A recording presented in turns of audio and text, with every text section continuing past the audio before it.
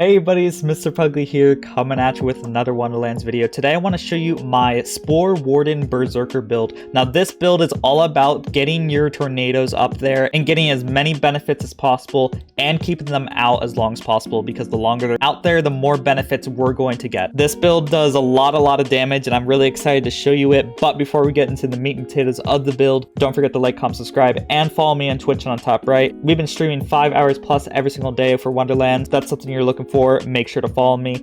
You have no idea how much helps me out. And let's get into it. So first things first, I thought it'd be best if I were to showcase a demonstration on how the build works first.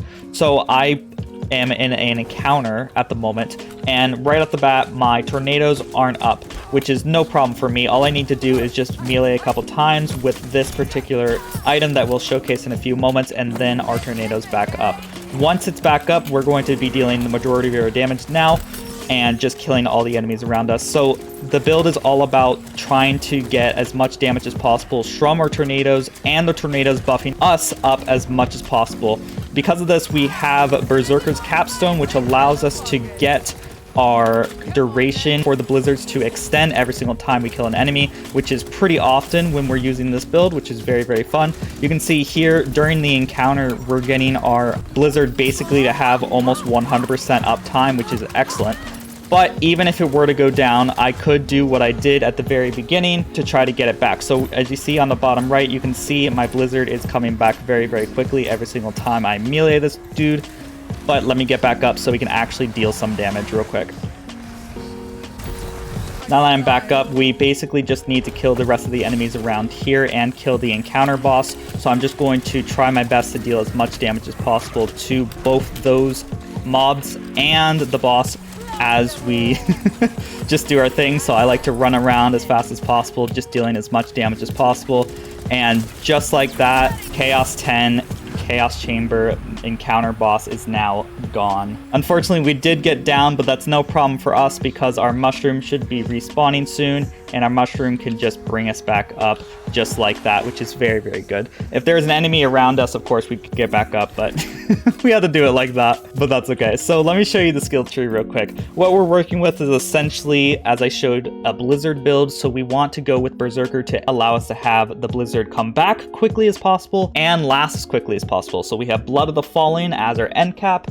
Next, we want to optimize the damage from our Berserker class feat, which gives us basically bonus frost damage. So we're going to get Ancestral Frost to increase our bonus frost damage as well as increase the damage of our blizzards. Then I'm using Icebreaker, which gives us bonus damage whenever the enemies are slowed, which is all the time because they're going to be hit by the actual blizzards. Because of this, we're able to deal even more damage. And then next we have the Old Ways. The Old Ways makes us deal more damage and take less damage the closer we are to enemies. And it's very similar to Personal Space, where even if you're far away, you're still getting a decent amount of bonuses to your damage. Next, we have Instinct, because this gives us more reload speed, and this effect is doubled whenever we activate our blizzard, or even when we're in combat. We're going to have almost 100% uptime of this, even if we're going to a fight for our life, which means we're going to have 60% weapon swap speed and 24% reload speed. Now, you might be thinking, why am I not getting Cold Snap if I'm using Icebreaker? I feel like the maximum amount of frost efficiency you could get from Cold Snap, which is 48%, isn't really worth it, because that just translates to enemies freezing at 30% max HP as opposed to 20. We're already killing people so quickly where they almost don't even freeze, so I'm not going to worry about that. Plus, we can use these points for elsewhere, like Blood Frenzy, which allows us to restore our HP and have a lot of variability. While I was building this character, I was having a toss up whether or not Unyielding or Blood Frenzy is useful, but I feel like Unyielding is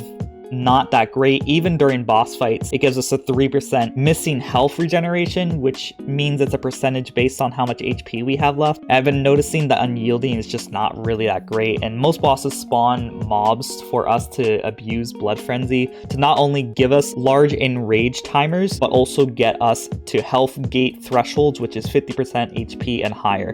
Next, we have Relentless Rage. Every time we go into fight for our life, our tornadoes do disappear, which also means our enrage disappears as well. So as the class feat says, if we go into a fight for our life and rage goes away. This basically makes it so when we do get back up, we once again become enraged, allowing us to get all the tasty bonuses throughout the skill tree. And then next we have Ancient Fury. I tested that Blizzard does get area of effect damage bonuses, so I made sure to get this, as well as we're using as many area of effect damage weapons in our loadout as possible to optimize this. Now in Borderlands 3, area damage was multiplicative, so I would think it's multiplicative in Wonderlands, which makes it extremely valuable to get, but I haven't had any way to test that at the moment. So as far as we're aware, it's just a good damage increase overall. And then next we have 4 points into Iron Squall. Our class mod is increasing Iron Squalls to 6, but we only have 4 points in this. That means we are getting a total of, with the class mod, 36% more fire rate when we're in rage, which is going to be all the time, and more melee speed.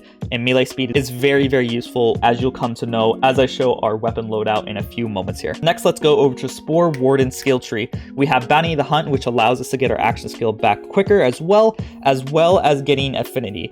I'm half tempted, honestly, to get rid of Bounty the Hunt and instead use Eagle Eye just because of our particular loadout. But if you didn't have the melee weapon I have, I still think Bounty the Hunt is worth to get because we want to get blizzards out there as much as possible. Next, we have affinity to increase our blizzard damage even higher, which is really, really good. I've noticed that Spore Cloud, which makes the mushroom taunt enemies, makes the mushroom die super quickly because everything just aggroes it, you know, obviously because it's a taunt. But the HP of the Shroomy Booty just doesn't have enough to warrant the taunt, so I feel like it's almost not even worth it because we can use munitional mushrooms to allow us to get back up. Even if the mushroom is far away, we can use Relentless Rage to shoot enemies to make Fight for Our Life last longer, which will allow the mushroom to have time to get to us if we ever need that. Next, we have 3 points into Windrunner to increase our fire rate of a maximum of 24%, as well as our movement speed to 24%, which is nice utility when killing lots of mobs. Combining Windrunner with Iron Squall, we're going to have a total fire rate of 50%, which is really, really good. And it's not shown here, but I do have 2 points into Wrath of Nature with my class mod because we want as many Wrath of Nature on our class mod as possible. If you're doing a Blizzard build, you want to get a class mod with Wrath of Nature because every single time we deal ability damage, which is going to be all the time because of Blizzard going to always be up, we're going to get a free damage increase for 12 whole seconds, and this damage increase is really big. Next, our loadout is a Chaotic Blazing Volley. I have no idea where this has a dedicated drop source, but it deals fire splash damage, allowing us to deal lots and lots of damage. And we have another splash weapon with Hawking's Wrath to just allow us to deal lots of damage. Now, I'm going to focus on just one weapon and then the rest of the gear because of the other two weapons aren't too important, but I'll show them briefly here. We have a Cryo Purple AR and a manual transmission, which isn't that great for my particular setup. The enchantment I have here is every time we cast a spell, we get bonus damage increase of all kinds of 15%, which is very, very good. Now let's talk about the melee weapon. I've been talking about this since the start of the video. The melee weapon is very, very good. Not only does it have the unique effect of Goblin Pickaxe, which gives you melee attack, summon gold, and then whenever we pick up gold, we're going to get movement speed, spell cooldown rate, and action skill cooldown rate. Now the two cooldown rates are the important part because we're going to get our blizzard back quickly and we're going to get spells back quickly to enable us to proc spell cast enchantments, which I have one more of in this particular loadout. The Goblin Pickaxe is a dedicated loot drop from the Obelisk enemy in Mount Craw. The name eludes me right now, but I'm sure someone will correct me in the comments. But the enchantment is whenever we cast a spell, we increase frost damage. We're going to constantly be dealing frost damage no matter what weapon we're using because of the class feat of Berserker. So this is just a solid damage increase at all times, even with Blizzard as well. The spell I'm using is Molten Elemental Blast. Molten Elemental Blast is a area effect spell, which allows me to benefit of our area effect damage in the Berserker skill tree. It does decent damage and allows me to apply dark magic to people to give us some survivability and increase our total DPS by applying another status effect to the enemy. Next, here's our armor piece. It has melee critical chance, ability damage, and ability critical hit chance. The melee critical chance isn't ideal, but the ability and ability critical hit chance makes our blizzards able to kill enemies even if we're not around, which is very spectacular. Not only that, we have 2 points in a Wrath of Nature, 2 points in Iron Squall, and 1 point into Bounty the Hunt just to get our axe skill back Basically, if you're doing a Spore Warden Brrzerker build for Blizzard, you want to make sure you have a class mod with Wrath of the Hunt, as I said, to ad nauseam at this point. So make sure you get an armor piece with Wrath of the Hunt. Next, we have Body Ruin. I actually use 2 different wards on this particular build, depending on what I'm doing. If I'm doing bossing, I like to use the Cursed Wit. If I'm doing mobbing, I like Body Ruin. Now, what Body Ruin does, it has the unique effect is whenever we kill an enemy, we restore 50% of our maximum HP, which allows us to health gate very, very easily, and gives us 20% bonus fire rate, which makes our tornadoes deal frost and fire, applying 2 status effects at once, which is very, very nice for killing different types of enemies with different types of resistances. The other effect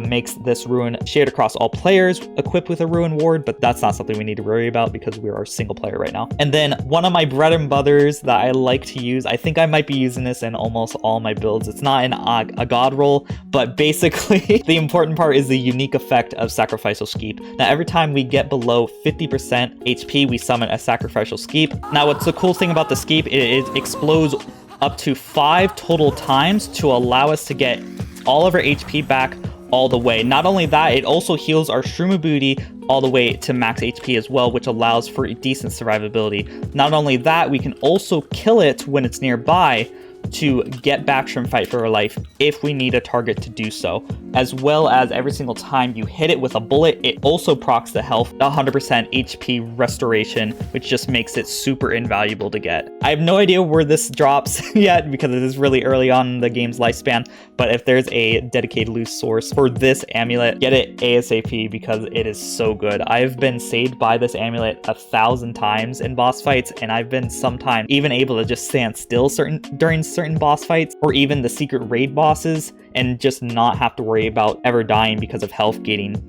And this basically just gives me health gate spam. Next, we have 2 rings. When our action skill is on cooldown, we get these effects increased by 50%. The important part is the SMG critical hit damage, which makes our Blazing Valley deal even more damage. The other important secondary stat is the action skill duration, which isn't going to proc when our action skill is on cooldown. So unfortunately, we don't get the 50% bonus for that action skill duration, but the action skill duration makes our Blizzard stay out there even longer, which is excellent. And we get a bonus 17% more gun damage. Once again, I have no idea where this has a dedicated loot drop, but then we have an epic ring that just allows our ability to have more critical hit damage. And as you saw earlier, we have some bonuses for it to critical hit pretty often, as well as giving our spells critical hit damage and giving us dark magic efficiency to allow us to survive even longer. And real quick, I'm just going to briefly go over the hero stats. I have maxed out strength because strength is one of the best hero stats to get in the game.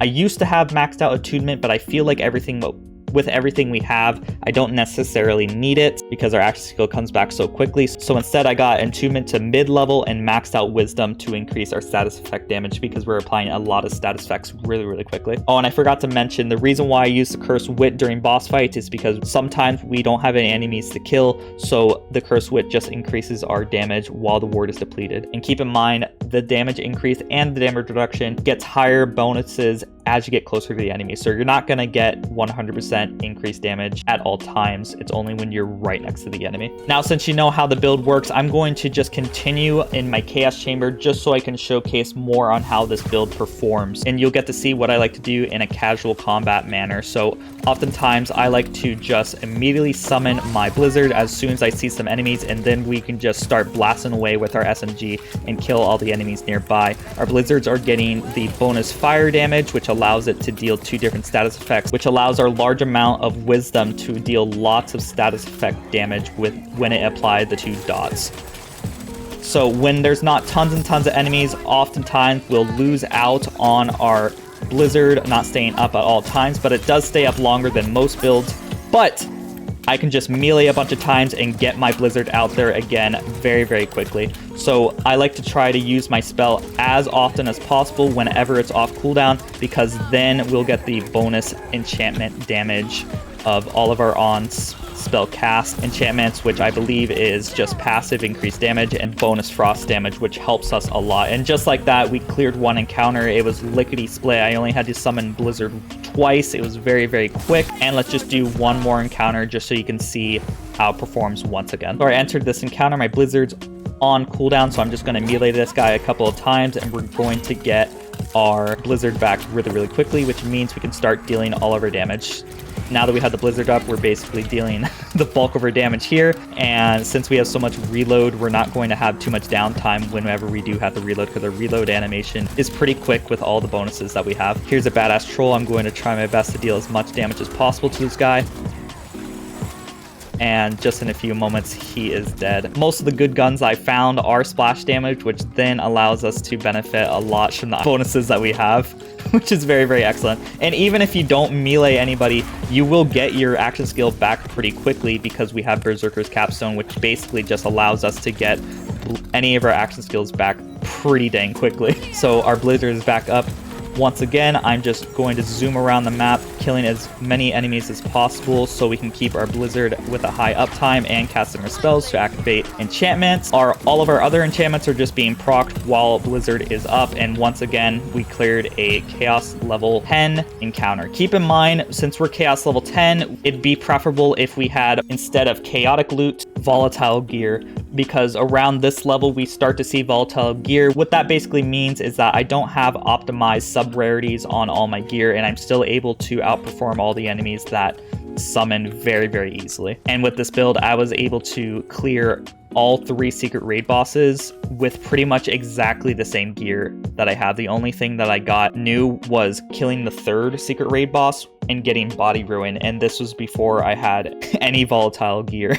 So that should tell you how good this build is and how much survivability it has. If you guys are interested in seeing me kill any of the secret raid bosses, for the most part killing the secret raid bosses, because most of it is edited out for guide purposes, I will link up top the 3 secret raid bosses guides just so you can see me killing them with this build as well. This build is a lot of fun. I really encourage you guys to try this if you're a Spore Warden or a Berserker. It is really spectacular. I have a lot of fun using this build, and I think you guys would as well. But as always, a big shout out to the members who make these videos possible. We have Jace Noodles, Clairvoyance, and Rick Iglesias. These are the people who support me as little as $5 a month, and you can also support me as little as $5 a month by clicking the link in the comments or description or on the top right to become a member. The more members we have, the closer I get to becoming full-time, which means more videos for you guys. And as always, don't forget to like, comment, subscribe, and I hope you have a great day. Bye-bye. And the last shall be first to immerse in a pass out heat, facing him out with a moxie melt till he woke up drowning in tchotchke hell. More in a cave with a torch on a wall than a window arrangement of porcelain dolls.